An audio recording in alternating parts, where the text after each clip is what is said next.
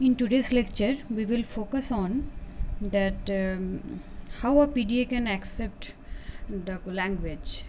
We are not saying that it is a context-free language. Later on, we will see that the language is accepted by PDA is context-free languages only. But for now, we will say only language. So we will see two different approaches that a PDA uses, and this we will prove that these two approaches are equivalent. So in this lecture we will see two different approaches, means how the languages are getting accepted by PDA, and in the next lecture we will just see these two approaches are equivalent to each other. Fine. So let us begin with this introduction. A PDA accepts its input by consuming it and entering an accepting state. As we all know, whatever the machine is, whether it is PDA, whether it is finite automata, whatever it is, ultimately we can say that this machine is accepting this language only if it is entering any one of the final states available. Right? Here, this kind of acceptance or this approach of acceptance by a PDA is called acceptance by final state. This is nothing new. We all know whatever the string we are feeding to a PDA or to any of the machine, if it can, with that it can process the string and ultimately at the end of the string it can reach any one of the final state, then we will say yes, this string is accepted by the machine, and we will term this procedure as the acceptance by final state. But in case of PDA, we have to keep in mind there is an additional data structure added to epsilon NFA, that is called a stack. So we can think the acceptance in a second way, in a different way, rather than acceptance by final state. Fine. So that is what is the second approach here. The second approach is called accepted by empty stack. What is the meaning of it? Say, as we have defined in our previous lecture, how a PDA is processing. It is looking into what the input is, it is looking into in which state it is lying or residing, and obviously the content of the stack.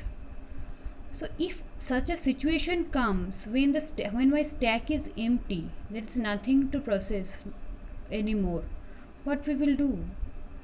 We can say that okay, we are done with our job, right? So this is also a kind of acceptance. So this is the second approach, that is a set of strings that cause the PDA to empty its stack starting from the initial ID. Right. So whatever the initial ID, if you remember what the ID is, it is instantaneous description. It consisted of which state it is in, which what are the remaining part of the string it is going to process, and what is the stack top content. Fine.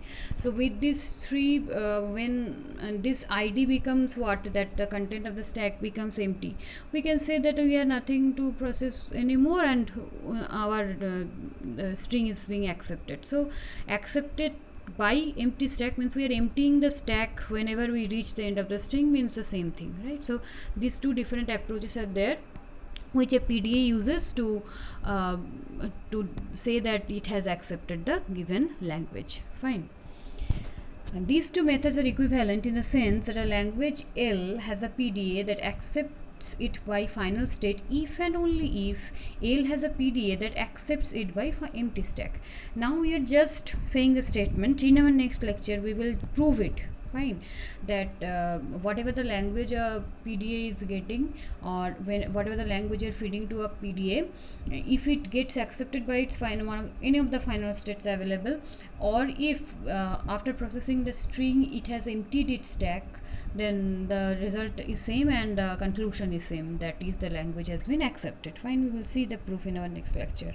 For now we have to keep it in mind. Okay. Now acceptance by final state. First we will learn what is acceptance by final state, then we will move to the next approach. Fine. Okay. We are considering a PDA or a push down automata consisting of these tuples. I am not going to describe what this notation means. We have learnt it several number of times, what Q means, what sigma means. Fine. So then LP is the language accepted by P by final state. So if we are considering any of the language, namely LP, means a language on this PDA is getting accepted by final state. If we consider that string which has been accepted by this PDA as W, then what will be, how can we define it mathematically? It should be like this: if my initial state is Q naught, the string to be processed is in W, and initially we have not done anything to the stack, so the initial content of the stack will be Z naught. So this will be our initial ID or initial instantaneous description of PDA. Right. Now we are using turnstile notation to define this. We have learned everything in the previous lectures. Right. So with this initial ID we are applying whatever the language or whatever the PDA or whatever the transition functions defined in the PDA several number of times, we will reach to that ID which consisted of a state Q, epsilon and alpha. I am saying what alpha is. For now we are pretty sure that since here we are depicting that the whatever the string, that is W, we have fed to the PDA has been accepted by this machine. So here Q is a part of F, means Q is one of the final states. And epsilon, why epsilon? Because we have covered each and every strings, each and every bit available in the string, or whatever the characters available in the string W is being covered, so its content will be epsilon. Fine. Now what alpha is? For some state Q in F and any stack string alpha. Do not get confused of alpha. Alpha means, why we are writing alpha? Because here we are focusing on whether after applying the number of transition functions starting from the initial state and after covering each and everything present in W, whether we are able to reach the final state or not. So we are not considering what the content of stack is. Here our goal is to make the machine accept the string by reaching the final state. Fine. So we are not bothered of the stack content here. We will only see after applying several number of steps whether we are in final state or not. Done. So we are in Q, so fine, it has been accepted. That is starting in the initial ID with W waiting on the input. P consumes W from input and enters an accepting state. The content of the stack at this time is irrelevant. Fine, we are done with this part. Fine. Now we will just look at an example to define or to clarify whatever we have learnt in the theorem. To clear all our doubts will be cleared here. Okay. So again we are considering the same language that we have learned in our previous lecture series, that is a language which consists of a string named W followed by its reverse, right? So this is a context free language and it will get accepted by PDA, and fine, we will see that whether it is being accepted by a final state or not. Fine. So we are defining one PDA having three states, Q0, Q1 and Q2, and it is working on the set of alphabets or set of input alphabets, namely 0 and 1. Find the current ID or whatever the inputs are accepted by stack, or whatever the inputs that are allowed to be stored in stack will be 0, 1 and Z0, obviously, because to initiate the stack we need Z0 and two symbols are accepted here or allowed here, that is 0 and 1. Fine. So delta is the function that will be defined, so for which what input at which that we will do what and all. Fine. Initial state is Q0, initial content of stack is Z0, and our final state is Q2. Done.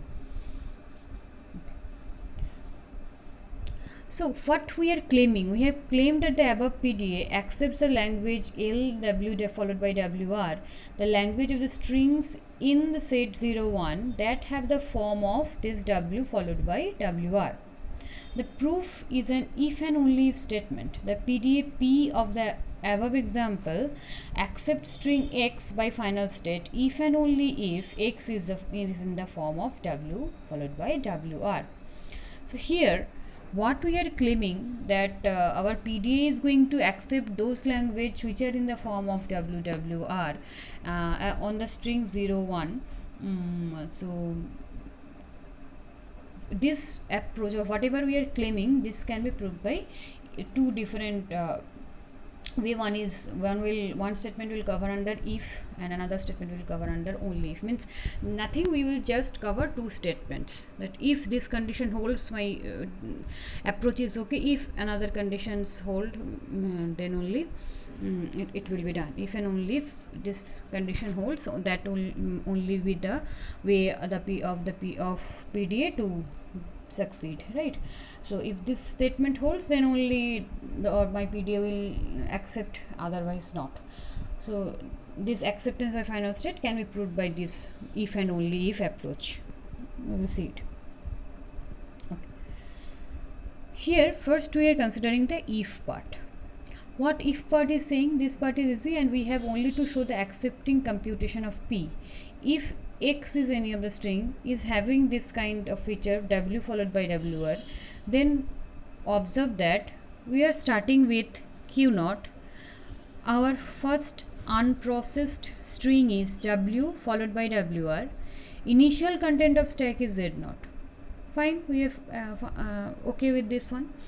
After certain stage, if you remember, we have shown two different way a PDA can move after this stage. That is, either it can guess that is it has reached the middle position of the string and it will move to the next state, or else it can decide that, oh no, I haven't reached the middle of the string yet, so I will be in my own state only.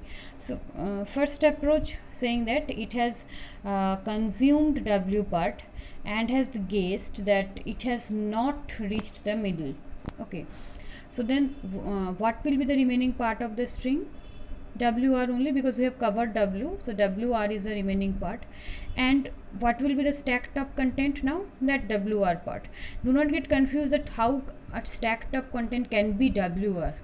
We are not showing anything discrete. It means we are focusing on the broader concept. Means ultimately WR will be on top of Z0, right? So it can have any particular 0 or 1 at the top as a top element. That is a different issue. But when we have covered W, my stack content is WR, because we have pushed everything to the stack. Now stack content will be WR. Okay, and we have guessed that we have not reached the middle, so we are in Q0 state only. If this approach from here is different and we guessed that we have reached the middle, then what we will do, without popping anything, we will move to our next state, that is Q1, right? Still now the unprocessed string will be WR, because we are just transiting from one state to another. We have not done anything with the stack content, so stack content will be again same, that is WR. Fine. Now after this, what we have to do, we need to keep on popping and popping until and unless my stack content is emptied, right? Otherwise we cannot move to our final state ultimately. So here the job is to pop everything. So we are in Q1 only, and ultimately after popping everything we are left with nothing. Means total W followed by WR part is covered, whole string is being processed, so the content of the string will be epsilon, and again my stack content will come back to Z0, because we have popped everything, my stack is empty. So at this point what we will do, we will move to the final state. Remember, here we are not focusing on whether we are emptying the stack or not. We are focusing whether we are able to reach from Q0 to Q2 or not. So ultimately, without proving anything, it is, I think you are pretty sure enough now that whenever we are reaching from initial state to final state, at the same time my stack will be also empty, right? But mathematical we have to prove it, nothing else. We will see. It's very easy proof. We'll see in our next lecture. But for now we are in this stage, or in this way of acceptance, that is acceptance by final state. We are just focusing on whether we are able to reach from initial state to the final state or not. Okay, fine. Here whatever I have explained you, that is being written in form of statements, just to go through once, nothing new. Fine, now we will focus on only if part. Fine. That is also being covered, but still I am just going through the statements. First, observe that the only way to enter accepting state Q2 is to be in state Q1 and have Z0 at the top of the stack. If you remember the stages that I have shown you two slides before this slide, that we can only proceed to Q2 whenever we will be at Q1 and the stack content will be Z0. Means the top of the stack will be Z0. Then only we can proceed to Q2. This is one condition. Also, any accepting computation of P will start in state Q0, make one transition to Q1 and never turn to Q0. Obviously, whenever we are sure enough that okay, we have reached the middle of the string in this case, then only we will make the transition to Q1. Right, so since we are working on non-determinism fashion, so if you remember whatever we learned in our previous lectures, that it is guessing two options, both the options it is guessing. Firstly it is guessing okay, I have reached the middle, so I am transiting to Q1, and the second guess is oh, I haven't reached the middle and I will be in my own state only. So here we are with the two choices. So at the after execution or at the end of the day, when we find that which one is correct, we will keep that and discard the other one. So there is no chance of returning from Q1 to Q0. So once you have transited to Q1, that means you have to be sure enough that okay, I have reached the middle. Thus it is sufficient to find the conditions on X such that Q0 X, remember that we have considered one string as X here, so that is why from the beginning, if we are at state Q0, our unprocessed string is X. Fine, and stack will be Z0, and after all the moves, means our final goal is to reach to Q1 and pop up there, and finally it will the whole string will be processed, means there will be nothing remain with X, and the stack content will again be Z0, and this will be exactly the strings X that P accepts by final state. Right, means from here then we can move to Q2 and our job will be done. And we shall show if this is possible, that is whatever turnstile notation we have used in the first point, that can be shown by induction on this, the length of X. Okay, so what we are saying, that firstly the machine is at Q0 with unprocessed string X, and okay, here we are writing the content of the stack as alpha, because here we are not focusing on content of the stack. Our job is to prove that whether we, after applying as many as number of transitions required, we are able to reach to Q1 or not. Why Q1? Because if we can reach Q1 can empty the total number of strings to be processed, ultimately we can reach to Q2. So this proof will be enough to decide whether this will be accepted by final state or not. Okay, so what will be the basis? Basis means, I have told you earlier that basis means what is the least value possible to feed to machine, so that to generate that whether this is of the form W followed by WR. So here we are working on two symbols, it is 0 and 1. Fine, but in this case the basis will be a single one, that is if X is empty, because if you want a single character, the job will not be done, because you cannot say a string X equals to 0 is of the form W followed by WR. At least you need 0 0, at least you need 1 1, right? So we are not considering the strings of length 2, right? So the string can be of 0 length and 1 length only. So 1 length string is not possible in this case, so we have kept only X equals to epsilon in this case. Right, so this is possible if you if you are with the empty string from the previous from the beginning, you can move to Q1 and empty, everything will be all right. Okay, now if the situation is not like this, if x equals to a1, a2 and an for some n equals n greater than 0. Whenever the length of the string is more than 0, then if the form of the string is a1, a2 up to an, then what are the possibilities? Fine. So two different moves it can make, like our previous approaches. Okay, what are the two different moves? It can do what?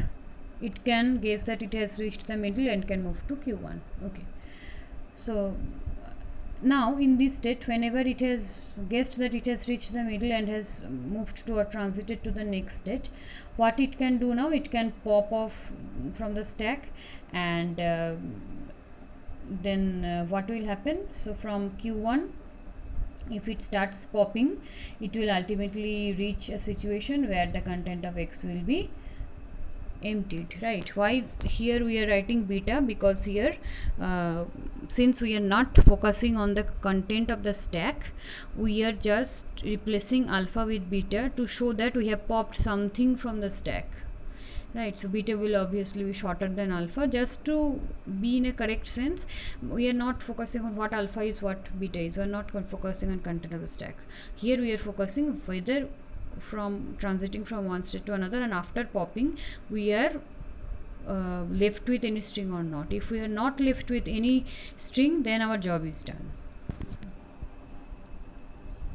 Okay, now here q0, after processing that was done with the guess that we have reached the middle and we have transited to q1 where the popping can be done.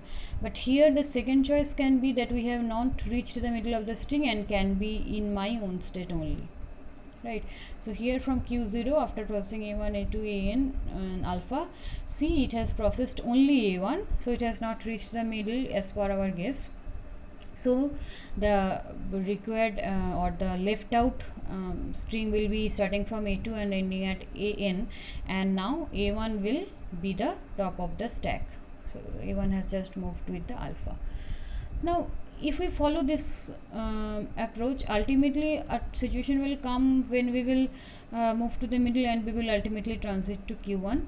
Then at q1, if an is the remaining amount of string and a1 is the top, and if we have emptied it, right?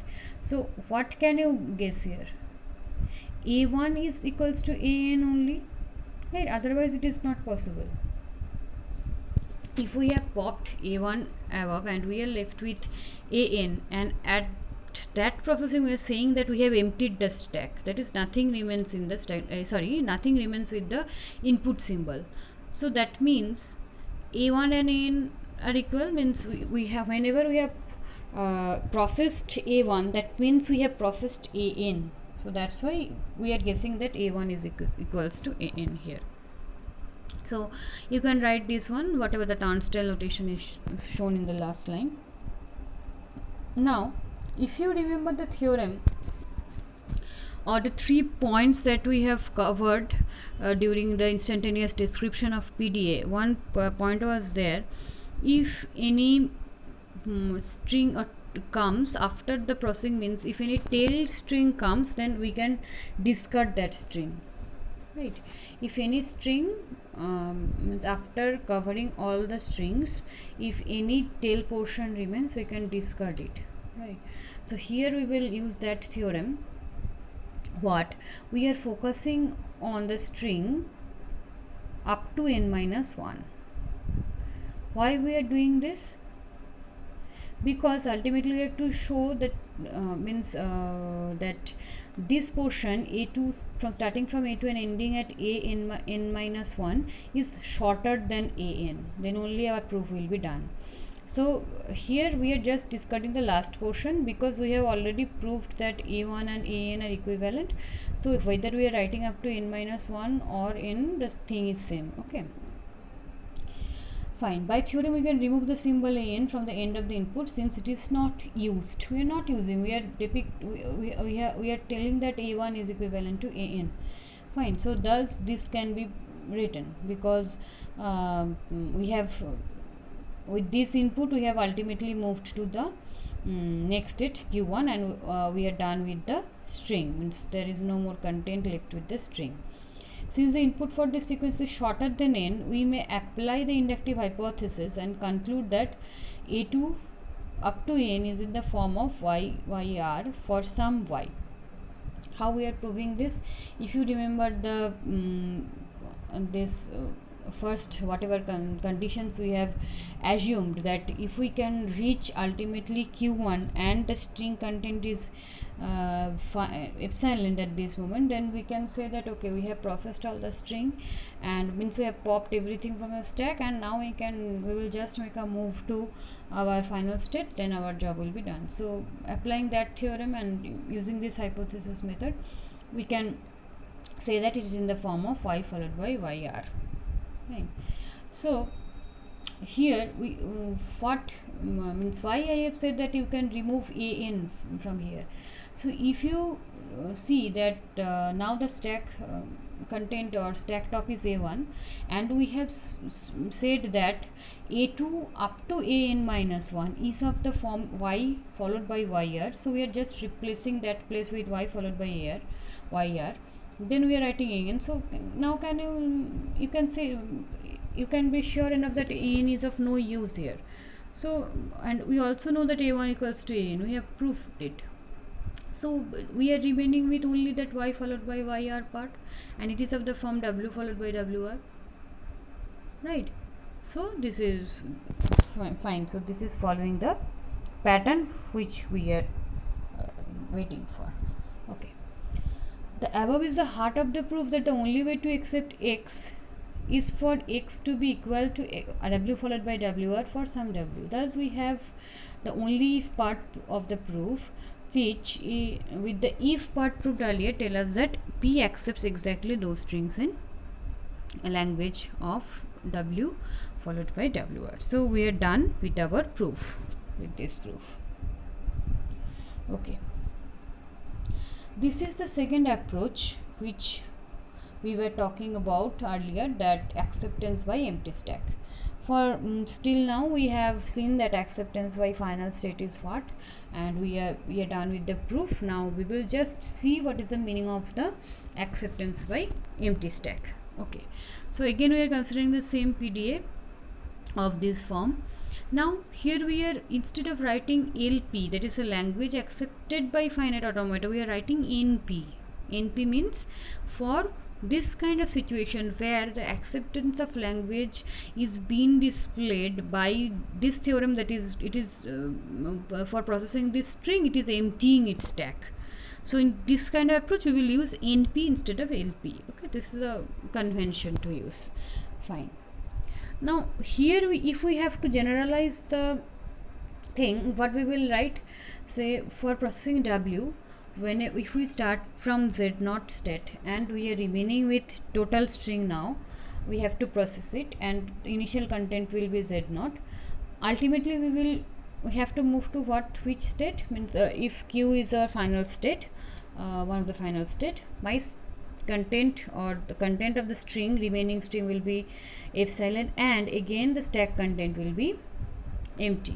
Again see, in our previous approach we were not bothered of the stack content. Here we are not bothered of whatever the final state is. So we are writing cube, that is it is very obvious that whenever it will empty its stack, it will ultimately reach to its final state. Fine, for this we are writing q, but we will not check whether it has reached q or not. That is not our job here. We will check whether the content of the stack is empty or not.